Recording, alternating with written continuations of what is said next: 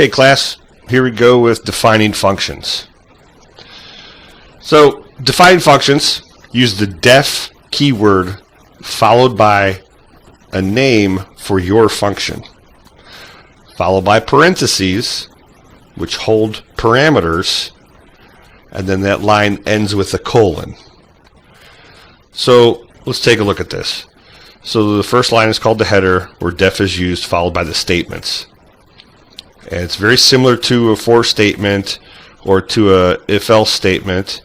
You leverage the def command, give it a function name. I suggest reading PEP 8 on naming functions, but in reality it follows the same rules as naming a variable. Be descriptive, don't use keywords, things of that nature. So def, give it a name, parentheses to hold any parameters, and we'll talk about parameters later, a colon that ends that header or statement line, and then your script block after your definition statement is tabbed over, because you know Python loves that white space, and here it's any statement you want for that function to perform. So let's dive right into it. Let's go right to this first example. I'm going to go ahead and type it out. Def, say hello, open close parentheses, no parameters at this time, but you still need the parentheses. What would happen if I didn't use them? Let's see. Get an invalid syntax. So def, let's try this again. Say hello with my parentheses and I hit enter. I get an invalid syntax again because of no colon.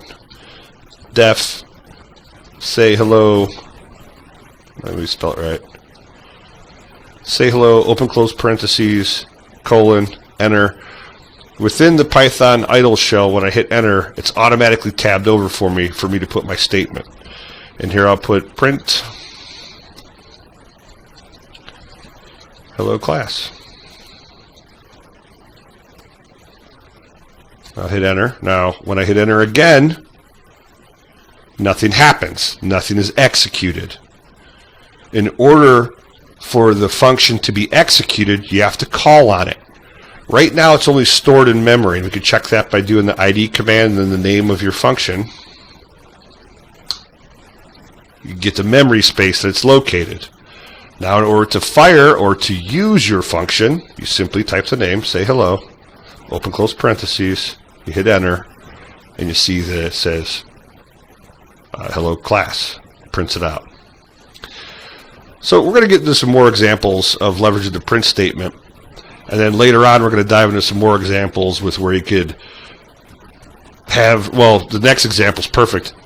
We define a function called print lyrics, and then we define another function called repeat lyrics that calls on, that leverages our first defined function twice. So in theory, when you type this in, you should see this verse twice. Awesome, right? So one more thing about the parameters. In this particular example with say hello, there are no parameters. Parameters to a function are just input to a function, used to pass values, right? Like variables. It's not that scary. Let me tell you what all this means. Let's look at the range function again. Range function, open close parentheses. These are your parameters, right?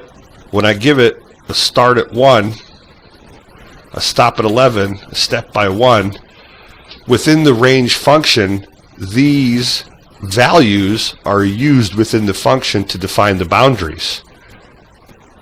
So you've been using them for at least a week now.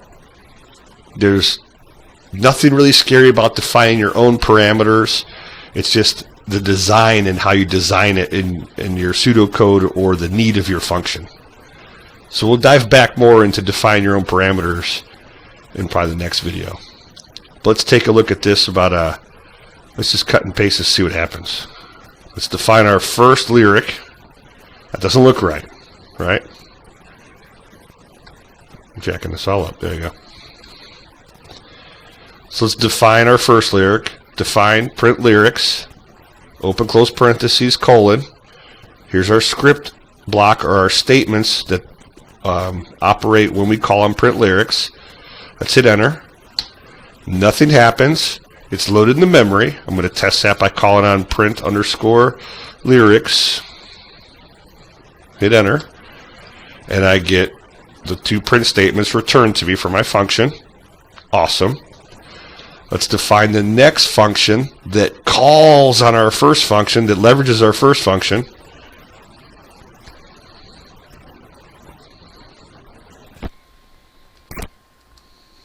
Oh, I messed that up, huh? Invalid syntax. There we go. And it's recorded. You guys can see me jack this up over and over again. There we go. So we defined our next function, repeat lyrics, calling on our first function, print lyrics, twice. Hit enter. Nothing occurs because we have to call on our function once it's loaded in the memory.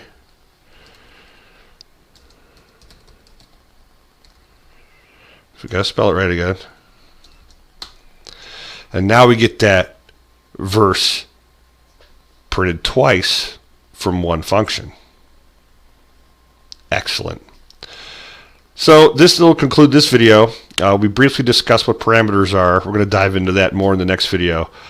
This is basically how to define a function, what makes up a function, which is a definition header statement, followed with your script block statements within it. Then once you hit enter, it loads in the memory. Then you have to type the name of your function to call on it.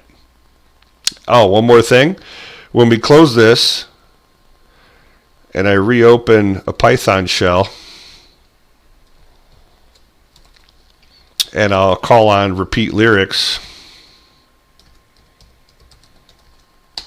it doesn't exist because once you close the shell or the program that loads those functions into memory, they're removed. Python actually does the cleanup for you. It removes them from memory when your program stops. So, pro tip. Next video, we'll dive more into functions.